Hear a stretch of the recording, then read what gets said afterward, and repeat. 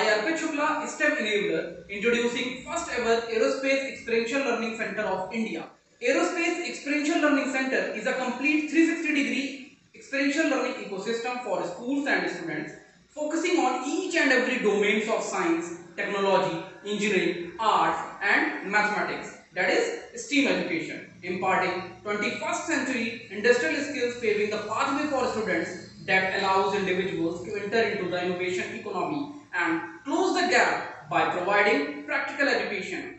At DCMS, we integrate the different subjects of science, technology, engineering, arts and mathematics and offer our students a practical approach to understanding the topics which fall under all these subjects. In addition to understanding where all these five aspects come into picture when we talk about any object in the world, be it a car or a pen or a bridge or a house, we believe that our students can only learn to think, design and solve the problems when we give them opportunities to them. So,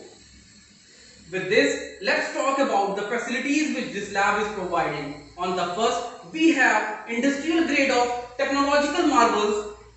covering the domain of air, land and water.